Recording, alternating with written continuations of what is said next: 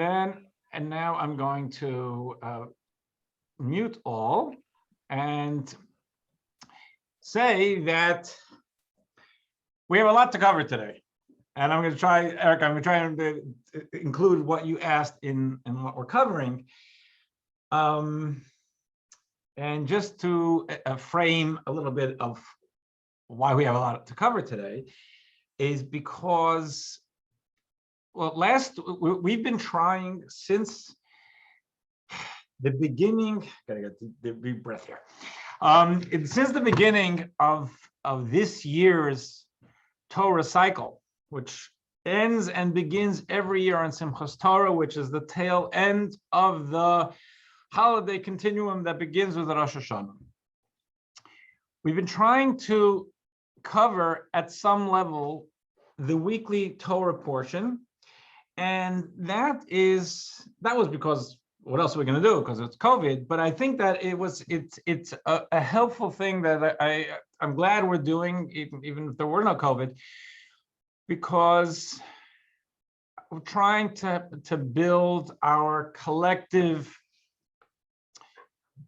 I don't want to call it Torah literacy. Let's call it that. Just an understanding of what talk about main points about what the Torah is telling us to do. We're not going to cover everything. It's a big Torah. It's 613 mitzvahs, and you have some Torah portions which are coming up, and it's tens of mitzvahs. We're not going to get it all done, but at least to get a taste. And I want to get for the flow of Torah, make sure give us all a feeling for it. Now, in other words, an intellectual, some sense of it. Now, last week was a holiday, Pesach, so we did not read whenever there's a holiday, and I want to put this into our Torah Jewish observance database. Whenever there's a holiday on a Shabbos, it bumps the normal flow. We read about the holiday, not the normal sequence of Torah readings. So, we didn't have what we're going to call the normal Torah reading. The week before, we did have a Torah reading, but it was right before the first day of Pesach, which, there was no Zoom on that Sunday, but we covered that week's Torah reading. We have to catch up on what we read yesterday. And usually we're trying to prepare for what's coming up in the week ahead.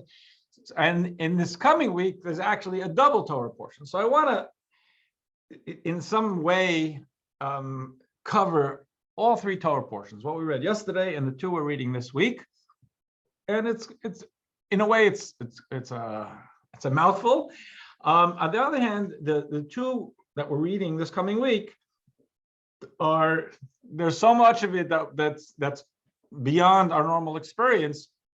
It's like this week's Torah reading is every pulpit rabbi's nightmare for what do you do with a bar bat mitzvah in that week? Because what are you going to talk about? It's just, and I'll explain that soon. So, Baruch Hashem, at least it's more manageable squeezing that all in. So, just to talk about to bring ourselves up to the speed of where we've been, and the Torah portion that was read yesterday in synagogues around the world, I want to talk a little bit about the chronology, because timeline or chronology it's interesting, but it's often a backdrop. When we were speaking about what went on with Abraham and Sarah, it's an event, it's a story, it's our ancestors. What year it happened, I don't know how relevant it is to all of you or to me. It's about the story. Or when a specific mitzvah was given. It's about the direction. Sometimes the chronology is actually part of the narrative, which is, I think, to a certain extent in what we read yesterday. And also, I would say, since I think we have to touch on the chronology, I think it's helpful just in case we have unconscious assumptions about the flow of time in Torah. I think now's a good time to correct it. And I say correct it because I'm going to assume that even if you were a kid and you went to yeshiva, you're not going to have this flow correct, because there's only so much you can study, and this is not one of the big topics that I know of. So I want to zoom out and think about, look at the Torah. So the Torah is 5 books. Torah in the 5th book, which we won't get up to until the summer, into August. I think I have to look at the calendar. The 5th book is all a review of Moses talking to the Jewish people before he dies, before he passes on. It's the last 5 weeks of his life. They've been 40 years in the desert. The Jews are about to cross over into the land of Israel. Joshua is going to settle the land. All our history, Joshua, King David, Solomon, all that's going to happen. But Moses knows he's going to be passing away in the desert, and his last 5 weeks are like, and therefore the 5th book of the Torah is really, it's a recap of him speaking to the Jewish people about what they've been through in the desert, which is not all pretty, and ups and downs, and his very, I find, very poignant parting words to them. So history-wise, if you want to talk about what the Torah tells us in history, it ends with Moses' passing in the desert, and it ends at the end of the 4th book. So if you want to talk chronology of the world as we know it, calendar-wise, it goes from the beginning, Adam and Eve, up into, which is the beginning of Genesis, Bereshit, up until the 4th book of the Torah. After that, it's all recap, 5 weeks. Now, the 1st book of the Torah, I want to put the other back 1 second. That span of time from Adam and Eve up until Moses' passing, in other words, the scope of history that the Torah is covering is 2,488 years. The Jews leave Egypt at 2448. They're in the desert for 40 years. That's 2488. Moses dies. End of 5 books of Moses. Beginning of book of Joshua, which we're not dealing with here. So the whole scope of Torah is all happening in 2,488 years. The 1st book of the Torah, which we went through together, starting from Adam and Eve and ending with Jacob's passing. There's Abraham and Sarah. There's the next generation, Yitzchak and Rivka. Next generation is Yaakov, Jacob, and his wives. And the children, the family they create, which become called the children of Israel, because Jacob is also Israel. Remember all of that, refresh our memories. So Jacob passes on at the end of the book of Genesis. The Jews have gone down to Egypt because of the whole saga with Joseph. So that the end of Genesis is the Jews' position in Egypt. They're not being enslaved just yet, but Jacob has passed on. That is 2,200 and some years of this 2488. So the bulk of Torah, the bulk of the history is of the years is in the 1st book of the Torah, the book of Genesis. So now for the next, if it's from 22, it's like 2225 to 2488, we only have a couple hundred years to work with. The 2nd book of the Torah opens up pretty much with birth of Moses' experience at the burning bush, and then a year of warnings to Pharaoh and the plagues. Some plagues, there's 10 months or a year. There's the debate in our history, but let's call it a year, till they leave 2448, which on our calendar would be 1312 before the Common Era or so. They leave Egypt, and we've been through the saga. 7 weeks later, they go to Sinai, they get to Torah, they mess up with the golden calf. Moses goes up the mountain, down the mountain, up the mountain, down the mountain, comes back down the mountain the third time with securing God divine forgiveness for how they blew it by the golden calf. And now we have second tablets. That's on Yom Kippur. The first, it's not Yom Kippur yet because we don't have a Torah yet, but it's we have a little bit, but we don't have Yom Kippur yet. It's the 10th day of Tishrei, which becomes the day we know as Yom Kippur. He comes down the mountain with the second tablet. So if you think on the calendar, it's 48 years into civilization. Jews have left Egypt in the spring, like we just had Passover. They receive the Torah 7 weeks later, like we have now in Shavuos. They go through the whole summer, and what we call the Rosh Hashanah Yom Kippur at the time, with all this drama of, oh no, we screwed up, what do we do now? We go to God, God allows, God shows mercy, everything, and then Yom Kippur, Moses comes down with the second tablets. We're still in that 2448. Day after Yom Kippur, as I've mentioned in previous weeks, God tells Moses, you guys are all of you, like you guys, girls, the Jews are all still based at Sinai. They're still camped on Mount Sinai. They have not moved because they're still, the drama has paralyzed everything. God says, build a tabernacle, what we call a Mishkan. This will be a place for divinity within the world. And this will be, it will symbolize, and I don't want to spend too much time on this now, but I want to address actually the thing that Eric brought up before also. This will be a place where you can experience, or we can know what holiness means. Holiness means not being detached from the physical world, but engaging the physical world in a meaningful way by Torah guidelines. That is living a holy life.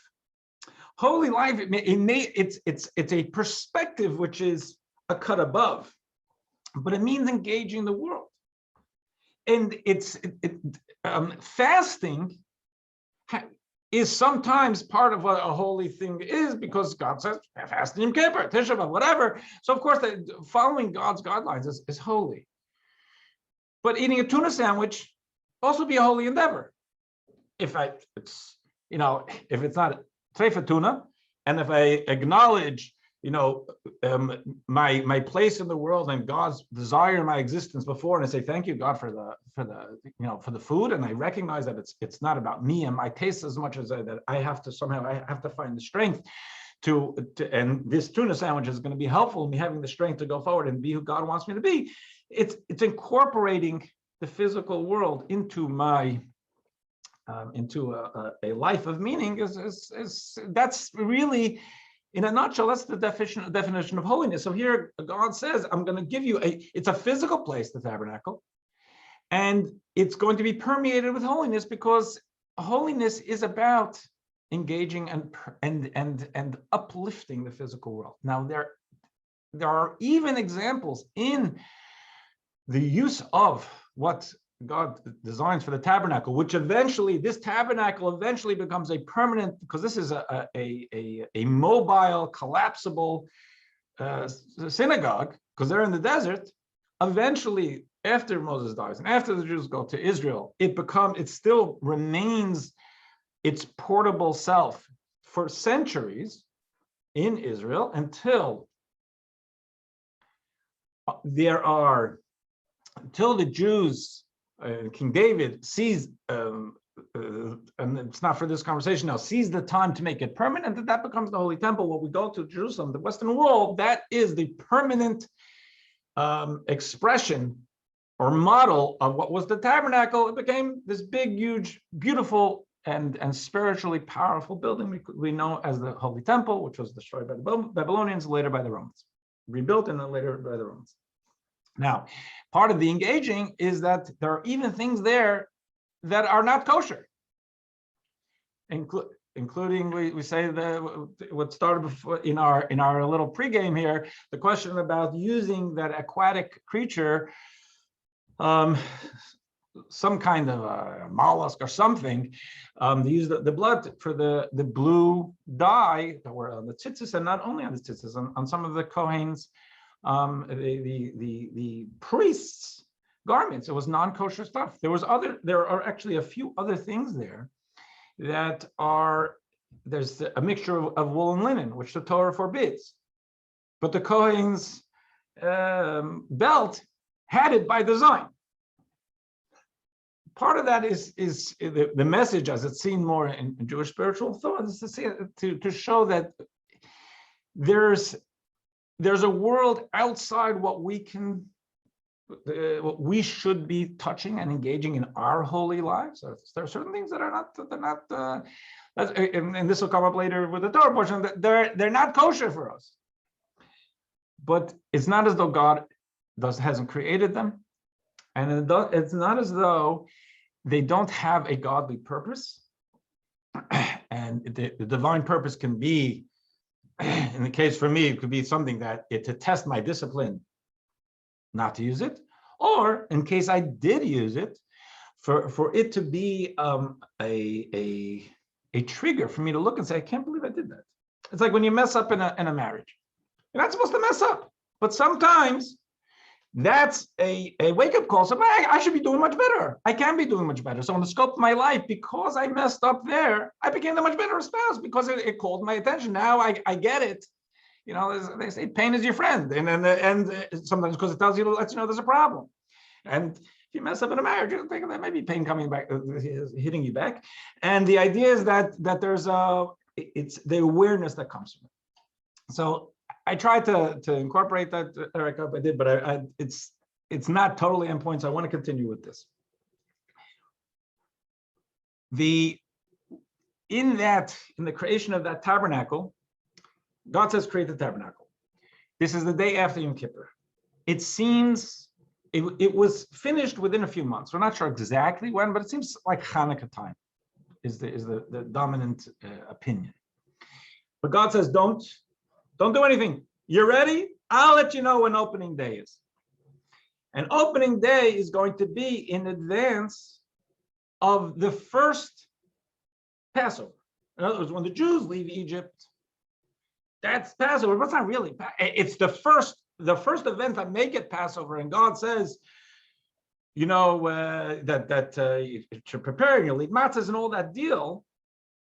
But it wasn't the 7-day holiday that we have now, because they were rushing out. It was an event, not a holiday. And it becomes a holiday the first year and the first anniversary of their Passover. They're still at Sinai Mountain. And they're coming up on the anniversary of their liberation from Egypt. They're not on the mountain, they're at the foot of the mountain. So God says, I want to launch this very special tabernacle. And the tabernacle is going to be such a spiritual experience. So commentators will say it's like an ability to re-experience Sinai, even though that was an outlier, a once in a history experience of this frontal interface with the divine, which is not normal, and that's not the way God designed the world. But there's going to be that type of palpable godliness within the tabernacle and within the temple. So to create that in advance of the next Passover. So what are they supposed to do? There are 7 days before Rosh Chodesh. Rosh Chodesh is the beginning of the new month. We have a lunar calendar. So there are 12 Rosh Chodeshes, 12 beginnings of the months. In a leap year, there are 13 because we have an extra month. We have 13 months in a leap year. The opening day, so to speak, the launch of function of the tabernacle is designed for Rosh Chodesh of the month of Passover. It's the month called Nisan. Passover is the 15th day of Nisan. This is the first day of Nisan. Rosh Chodesh Nisan. Rosh Chodesh Nisan is what the Torah tells us. That's when God spoke to Moses and said, "You guys, it's time to leave Egypt. You're gonna have a lunar calendar. 10 days from now, I want you to prepare to leave. I want you to do the Passover offering, all of that." The Torah describes that in the Passover events. I hope I'm not being too complicated here. Ask me any questions if I'm not using a whiteboard here. But in the Passover narrative, it says that on the first day of that month, which is Nisan, God introduces the whole thing, that now's when you're going to leave Egypt. This is the timeline. This is what you got to do. You got to prepare matzahs. You got to prepare a bit of herbs. You have to prepare a Passover offering. The whole deal. That was the day. So on the first anniversary of that great revelation, which was technically the first time God gave us mitzvahs, because it's, mitzvahs are a commandment, and there are no commandments to us as a people before this, and we weren't even a people. We're a ragtag band of Hebrews.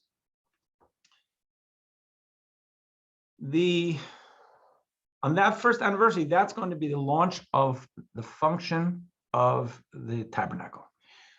7 days before that, Moses is told to prepare, I don't want to use English words, it's a little bit fuzzy, to inaugurate it, but it's not to inaugurate the function, but to consecrate it. So we're now in the third book of the Torah. The second book of the Torah ended with Moses saying, "We're done. We're ready to launch the tabernacle." His job was for 7 days, put it together, take it down. Tomorrow, put it together, take it down. A lot of work. But when he's putting it together and taking it down, this is all part of him getting the Jewish people acclimated to the idea of a physical space where they will experience God. And at the end of the second book of the Torah, it says that he was completed. Remember, it's 7 days before the first of Nisan. So now it's the day before the first of Nisan. It's done. He's done his 7 days, and it says the cloud of divinity rests on the tabernacle. And people see this is miraculous stuff. So obviously we're on the right track. The next day is the first of Nisan. On the first of Nisan, that's how we started this book, the third book of the Torah, Leviticus. God calls to Moses. And calls to Moses and starts saying, here's how we're going to operate. There's going to be, there are different offerings being brought, and we discussed that before Pesach in our weekly, the couple of weeks we dealt with it. The whole offerings, which is so not in the way we think, but in the meaning of it, as the Torah designs it, as God's telling Moses, this is how it's going to operate. That's the first Torah portion in Leviticus. The second one too, and the second one, there's also this idea of, okay, but now we have to start. Now we have, who's going to work here? Well, it's going to be Aaron. It's going to be the Cohens.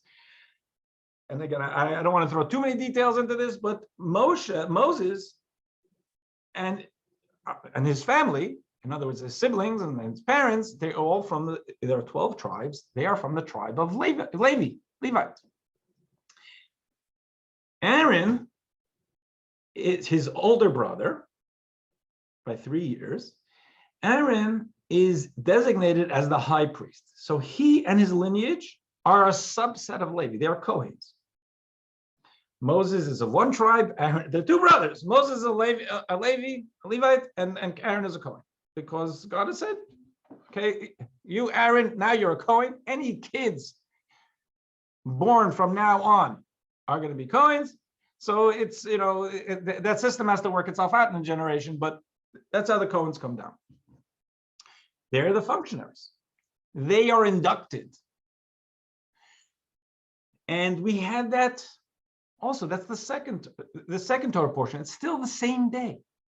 It's all opening day. Now we come to the third Torah portion, what we read yesterday. It's the book, it's called Shmini, the Torah portion. It's called Shmini. Shmini means eighth. Because it says, so it was on, the Torah opens up and says, on the eighth day, God speaks calls Moses and Aaron, and we go further. The eighth day means the day after the 7 days of consecration, which means it's the same exact day, the first day of Nisan. We're going to be spending a lot of time on just a few days. The next book of the Torah, the fourth book of the Torah, begins by saying is the first day of the next month. In other words, we still got plenty. We're only on the third Torah portion of the third book of the Torah. By the time we get to the end of this book, we just barely done a month. Time is going much more slowly. First book, 2,200 years. Second book, you could say a century and some, but it starts to slow down. Here, we're stuck on a day from the end of the last book. We're still on the same exact day. But it's called the eighth day. Doesn't say the first day of the month. It's the eighth day. In other words, the day after the 7 days of consecration, which, follow the math, it's the first day of the month. And I'm going to try, I want to squeeze as much as I can here. Just because there's an obvious question as to why the Torah would call it eighth day.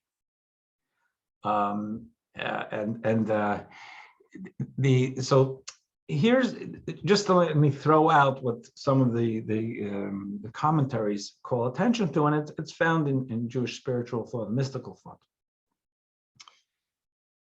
Shabbat is the seventh day. And so, and what's the significance of Shabbat, of Shabbos? We see the world as a world it's a complicated world God gave us. It's a diverse world, and it's not easy to get synchronicity and symmetry in a world that's full of curveballs and different opinions and different styles, and that's the way God created it. In a way that's symbolized by the fact that we have different directions, things coming out from different directions. So what are different directions? There's front and back, there's up and down, there's right and left. 6 different directions. That's basic reality. Shabbos is a day to bring symmetry. We look at the world, and if you think about a central point, and then lines reaching out in different directions, you have all 6 different directions, but they're all leading back to the same point.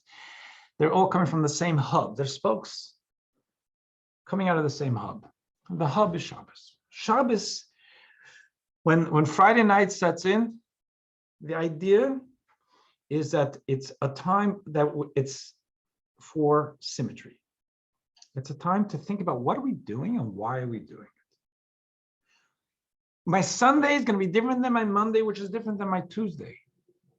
But they should not be different in the sense of not guided by my objective in life. My objective in life shouldn't be so fractured. But it's hard. I'm running on Monday to do this. I'm running on Wednesday to do that. Something hits me on Thursday.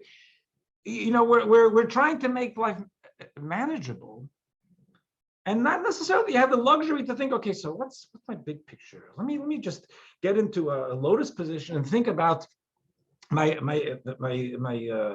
goal, my larger objective in life, and see how everything can fit in. That's textbook. It doesn't always work that way. Shabbos is a time when we're unplugged enough from the world and its vicissitudes if that's a word that works for you, and the ups and downs, where we can try to reimagine and rethink and look at our world and say, okay, how am I doing with my larger life objective? Some things this past week worked out, some things not so much. I really want to take this time to think about how best to bring symmetry and balance and cohesiveness to my life. That's basically, that's a little nutshell of a Shabbos. So 7 days of the week, there's the idea of the fracture of the world, 6 days, and then the cohesiveness of the world. That's 7. What's 8? 8 in Jewish spirituality is something that's otherworldly. It's not a balanced world. It's something that's beyond our world. The Talmud says, and there's a lot of imagery and a lot of metaphor. It says when the Mashiach arrives, it will be played, music will be played with a harp of 8 strings. Why 8 strings? Because of the 8 idea. And the 8 works its way into Bris and Hanukkah. All of these things, whenever you look into the spiritual writings of these ideas of 8, there's a world of symmetry, which is the beauty of Shabbos, but then there's something beyond. So the idea of why do we call, now it's the launch of the tabernacle. It's the launch of this very special place. It's the first day of the month. It's the first day of inauguration. So why the Torah should, if we're in the editorial board, it makes all sense to say, so it was on the first day of inauguration that God spoke to them. Why do we call it the 8th day? The 7 days of preparation of Moses, that's done. And it was spoken about at the end of the second book of the Torah. And we're on the first day of Nisan, on the first day of inauguration. The underscoring of 8 days, the underscoring the idea of the 8 in spirituality, that the temple, the tabernacle were a vehicle for us to not only experience a symmetric human experiences, because that's a Shabbos, it was to draw something, the divine, the supernatural into the natural. Okay, so on this day 1, and the whole Torah portion is still on day 1. We'll all go through day 1. There are a few different vignettes, and I want to touch, I think, on 2 of them, and then see if we can move forward to the next 2, the Torah portions. Actually, 3 ideas in this Torah portion. Number 1 is that we find Moses is a younger brother of Aaron's. And you can imagine, Moses is the boss, Aaron is a high priest, but his little brother, and right now, it's in normal life, they might need some therapy. They are, the way they're described, there's no human described in the Torah without some flaw. There's always, unless they weren't described, unless they're just mentioned.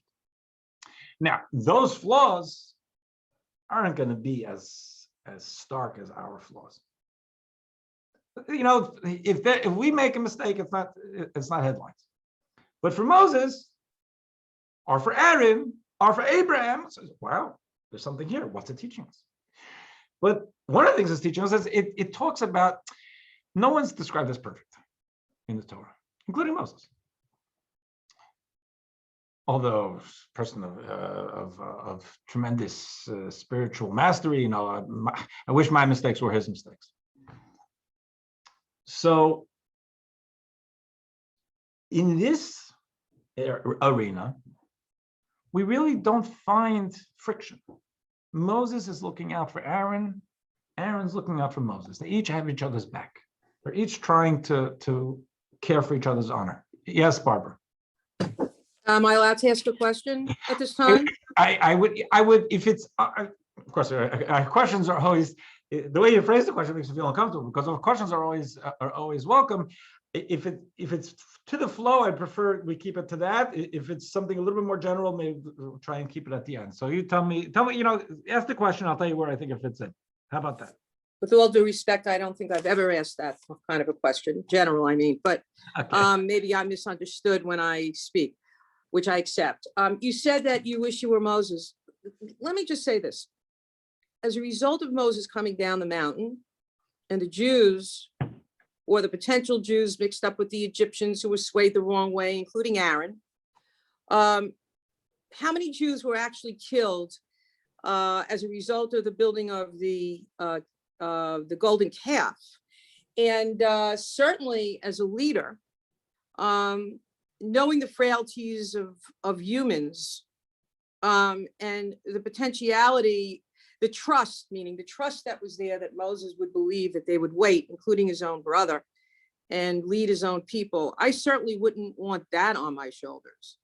So to wish someone were Moses would mean that I would have to, if I was wishing that and I was Moses, which could never happen, the point is, I don't think I could recuperate very well, knowing that I may not have led correctly at such a tangential, quintessential, delicate time.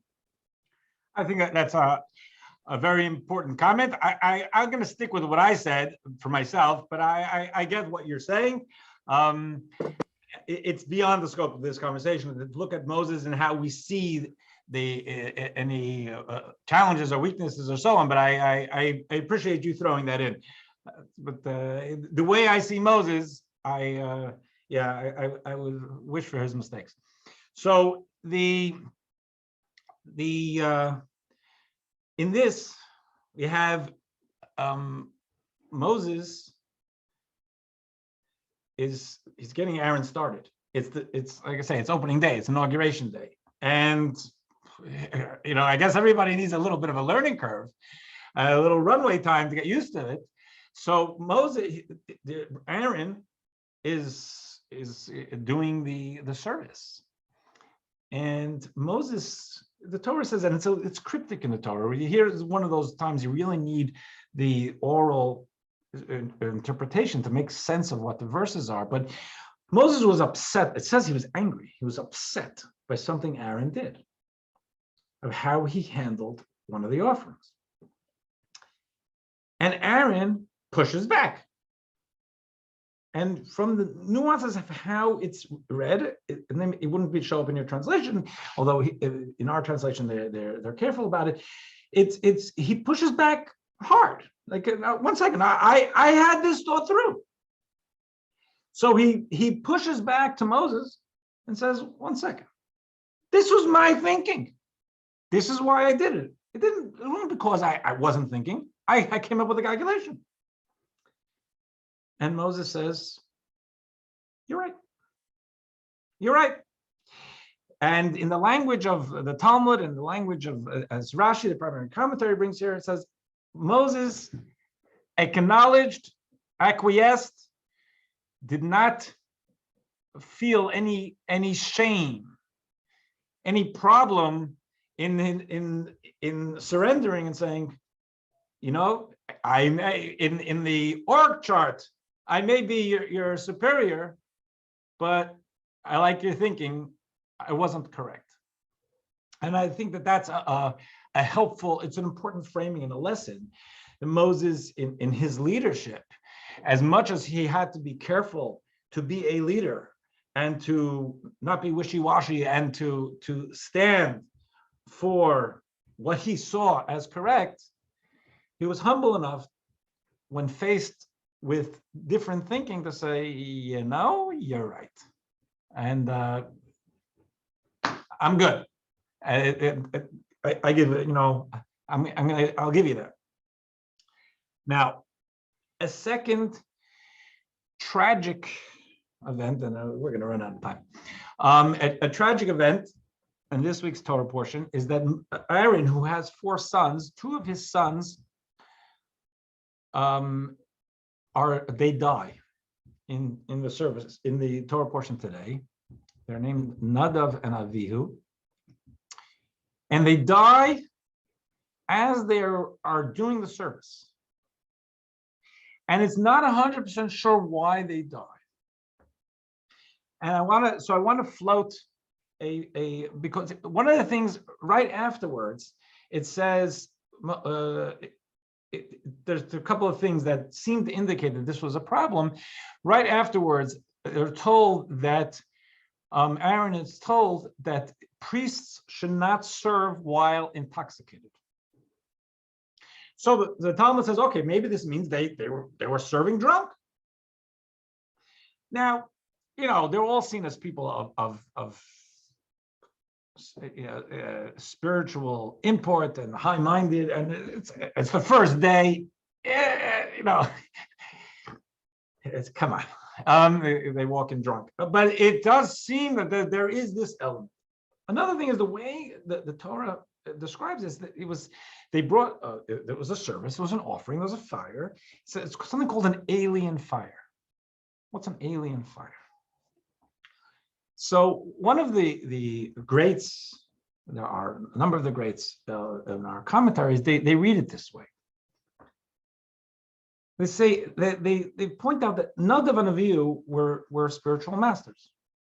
They were spiritual masters, and they were thrilled at the idea of working in the environment of a tabernacle, where there is the supernatural is brought into their grasp, that they can touch the divine, because they look around the world and they see, even in the desert, they see it's a shallow world. They see it's a world with so much fracture and so much tzadus and so many internal, external challenges. They're looking for the beauty and the wholeness that comes with embracing God and being embraced by God. So they're thrilled. They go in to the tabernacle, and their souls leave because they're so swept up with a desire to cleave to God and to leave the what they see as the shallow human existence behind. So their souls leave. Souls leaving the body means they're dead. It's a lifeless body. But it's not as though they were killed. They expired out of love of God. And this is seen as a problem. In other words, to go back before we go to the problem, the framing of the way the Talmud puts it, it's the idea of intoxication. They were intoxicated with the idea, not of wine, but intoxicated with the idea of a bodiless, a disembodied spirituality connected to God. They wanted that. They were intoxicated with it. It got to their senses. That's what they wanted. And that, because love is in Torah metaphor is used a number of places. Fire is used as a metaphor for love, fiery love, and in the sense of a love for God, especially this idea of like a fire is jumping to try and go higher. This is called an alien fire. It was an improper fire. Now, what's wrong with wanting to be with God? It's beautiful. What's wrong with wanting to be with God is when God wants you to be human. It's not about what you want. It's about what God wants. God wants you to be a human being, eating breakfast and taking care of your things in a holy way. But it's not our job to choose or to want to leave the human experience. Who are you to leave the human experience? God just put you here. Okay, when God wants to take you away, I'll take you away. So there is, again, maybe we'll go a little bit over today, but if with everyone's permission, there is an anecdote in the Talmud, which is, as anecdotes go, it's probably one of the more well-known ones.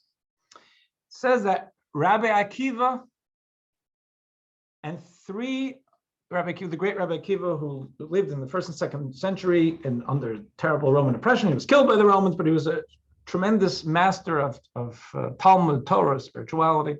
It says that Rabbi Akiva and three of his colleagues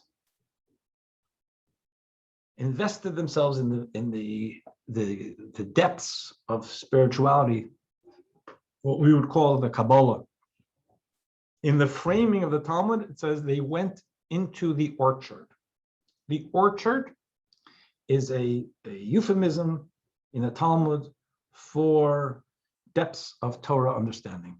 There are 4 letters in the word for orchard. Pardes is the name is the Hebrew word for orchard, and those are seen as the 4 different letters represent different levels of understanding Torah. The first one is Pshat, which is basic understanding. Remez would be, I guess, allusions, A-L-L, what the Torah is alluding to. This third one is Drush, which is means homiletical interpretation, and Sod means the secrets of the Torah, the Kabbalah. So the Talmud says they all went into those 4 went into the orchard. It means they invested themselves in the depths of the secrets of the Torah.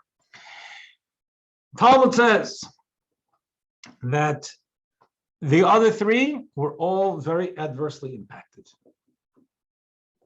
One died, one they lost sanity, one lost faith.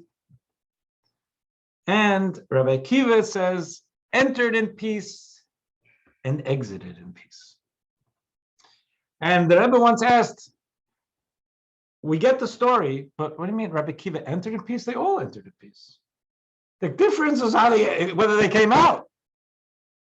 Why does the Talmud underscore that he entered in peace and exited in peace? And the Rebbe's point was about this, about like Aaron's 2 sons, that Rabbi Akiva approached a deeply spiritual exercise in a healthy way. Before he got into this meditation and this deep spiritual exercise, he knew that his goal is to be a better, more focused, more balanced physical human being. And now he was partaking in deep spirituality in order to bring inspiration and connection into that human life. He did not go into that experience in trying to divest himself of human life. That's not healthy, at least from a Torah perspective. So Nadav and Avihu, their passing, is a symbol to us, an emblem of what Jewish spirituality is. If we're sitting, we take the time this morning to pray to God, and we should. And we put aside all of the things that cloud our minds, and all the tensions and the responsibilities and all the stuff. And we say, God, I love you. And I feel loved by you. And I want to just think about us and our connection. That's a beautiful thing. It's priceless. It's a mitzvah. But the goal of that experience is about, okay, so in this, I want to feel closer to you so that I can bring that closeness into my life when I shut the prayer book and I speak to my family, my friends, my coworkers, so that I can be that much more a connected and focused human being. Prayer is not an escapist experience, although it could feel like it, and you know something, sometimes escape really feels good. It's about refreshing our souls and our minds and our perspectives and our priorities so that we can get back into the game. Shabbos is a very holy day, but life is not about Shabbos. Life is about the other 6 days. Shabbos is an important pit stop, weekly pit stop to get our bearings, to bring everything together, to bring symmetry, and to get strength for Sunday through Friday. That's where the action is. Now, in that sense, the end of this Torah portion, which is really involved with again, opening day at the tabernacle, the end of it pivots to laws of kosher animals. Kosher animals, there's the true that cod, they have split hooves, and then we talk about fins and scales for fish, and then different poultry. That's all in the Torah portion we read yesterday. It's a little jarring, we could think, is that we spend the first 2/3 of the Torah portion speaking about the tabernacle, the launch of the day, that's holiness, and Nadav and Avihu dying because they have such a desire to cleave to God.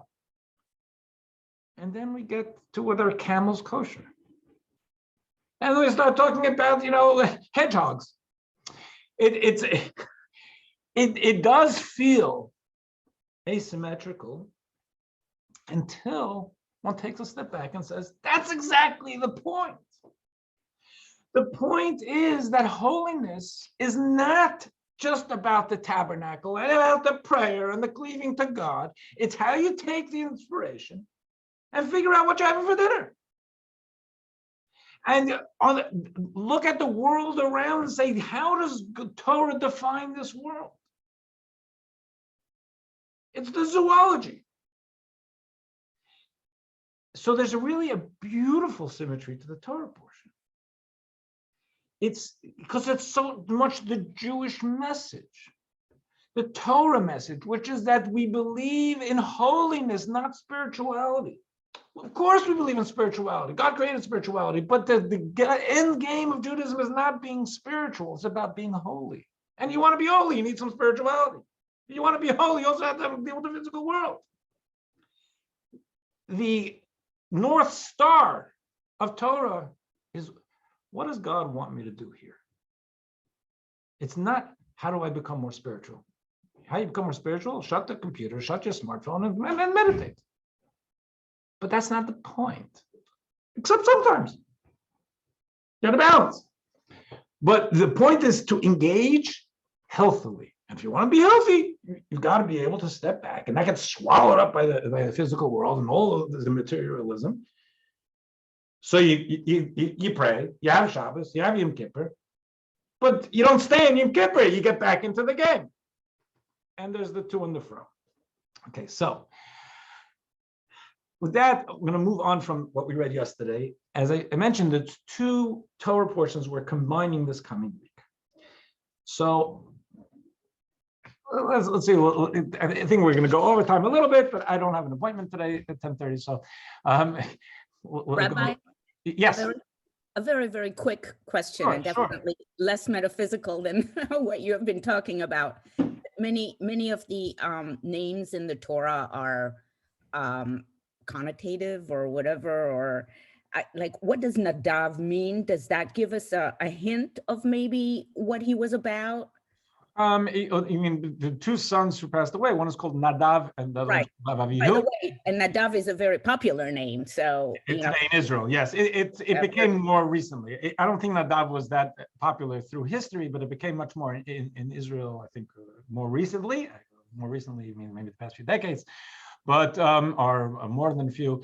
But Nadav means a gift, Okay. But I don't. And doubtless there's meaning to be found in those words, and Avihu also, which is a contraction of two words, and we can, there are different perspectives on what that name means to begin with. But one thing is, it seems very clear from the Torah is that they were very, very spiritually powerful people. Where you see that in the gift idea, we could discuss it. I don't have anything specific that with a footnote where I'll tell you where it's relevant. So I would prefer to try and I have this Judaism's a to and fro. I have a to and fro also between trying to get the objective done on these Zooms and dealing with really great, interesting questions on the side. This one I would. You can shoot me a note. I can give you my thoughts, but I'm not sure I have anything substantive to say. Oh yes, the Talmud tells us that this is why that it has a direct relation. Okay, thank you. No problem. Okay. So in the two Torah portions that are that we're going to read this coming week, so the bulk of the Torah portions is about an affliction that we no longer experience in the Torah, a skin affliction called tzarat, which has been translated by the King James and others as leprosy.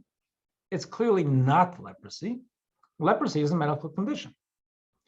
This is not a medical condition. This is a spiritual condition that's manifesting itself physically.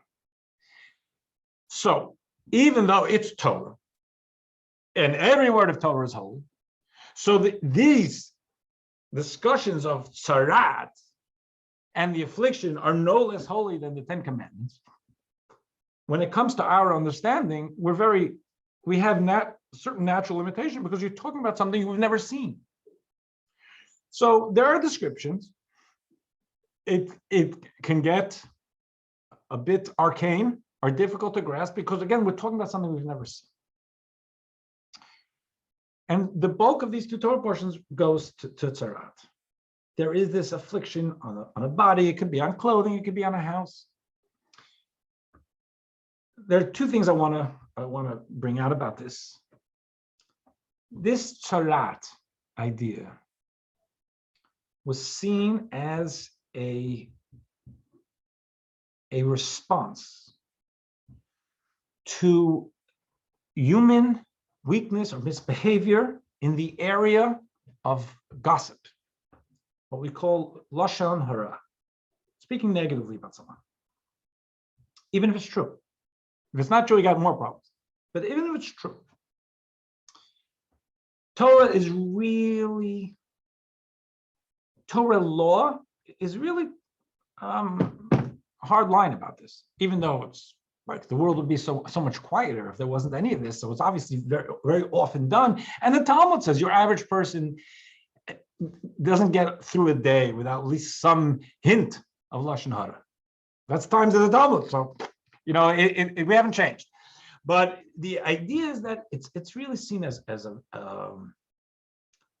this idea of gossiping about each other is seen as a pernicious, negative, a destructive force within any unit, starting from the family and within the community. And it comes up a lot of times. So tzarat was seen as is seen Torah-wise as a manifestation of that spiritual malady. Now, let's think for a second. I mentioned before, kind of jokingly, but it's say pain is your friend. I'm talking about what a doctor would say. Why would a doctor tell me pain is my friend? Because pain tells me there's a problem. Chas v'shalom, I feel pain somewhere. I know there's something going on. I can get it diagnosed. God forbid. If there's a painless issue, it's going to be much worse because you don't know how to address it until it's too late. So symptoms are an alert. So if that's in medically, you have to look at symptoms and say, okay, what could this be? And that's so we have to be alert. Say, okay, it's not such a big deal. Watch the symptom. You know what it is? I'm talking about what the doctors need to do. Now imagine a world in which a society in which soul and body are so in sync that when I have a psycho-spiritual issue, when I have a weakness in how I'm treating my loved ones, when I have a weakness in how I'm treating God or myself, I show a physical symptom. Because, of course, I have those weaknesses. Right now, everybody's got weaknesses, right? But the weaknesses are, when it's my weaknesses, it's very easy to duck. And it's much more fun looking at someone else's weaknesses. And it's much more emotionally stable with looking at someone else's weaknesses. Good, so they've got problems. It says, you can see it on the internet, on TV, it's good. Those people have problems. That way I can ignore my problems. If I woke up this morning and I saw a mole on my forehead, and I knew that the mole on my forehead is a symptom that reflects a spiritual imbalance, it's much harder for me to ignore. So, what have I been doing? I want to think. Let's say, how did I speak to my wife yesterday? Well, what went on yesterday in shul? I can't ignore it because I got the mole looking at me in the mirror. The tzaraat was seen as a gift, because at that point in history, we say that the soul and the body were in sync, and the tzaraat was a red flag. It said, "Look, you have a skin lesion. It wasn't medically dangerous, but it was an unavoidable sign." So no, 1 second. I got to figure this out.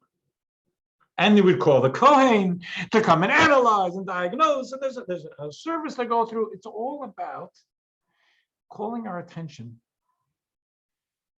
to issues that need attention within us. And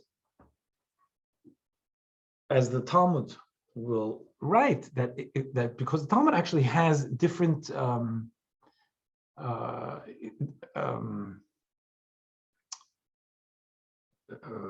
there's a way, it's not medications, but ways of addressing illness. In every once in a while in the Talmud, you'll see something. This is how they would address a certain illness with an antidote. But then the Talmud says that our natures have changed, so they're no longer valid. They stopped being valid. Why? Because there was a less connection between soul and body. So there was some type of an antidote that addressed a spiritual source, a spiritual malady that led to physical symptoms. The communication between soul and body wasn't clear anymore, so addressing that wasn't going to address the physical malady. You just got to go to a doctor.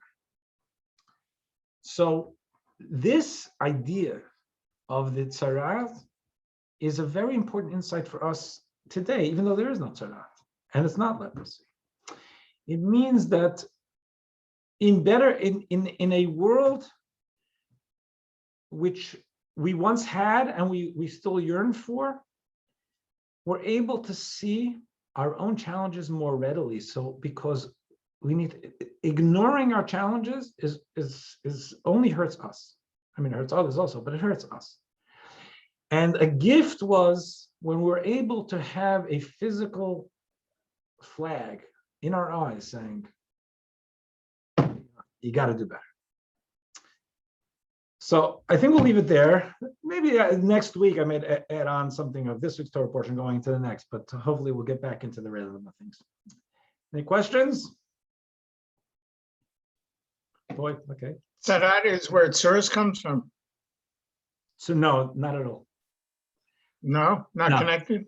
Tsaros comes from the word tsara, which means problems.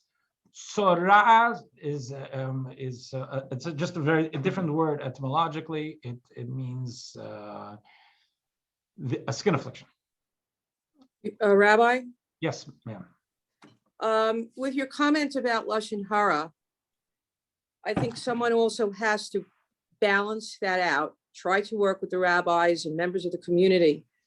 But someone who's a predator or somebody who can harm others, and I've seen this in the Jewish community, and you know that I practice before the Beit Din, that someone who does something like that can often use that type of religious stance to protect himself.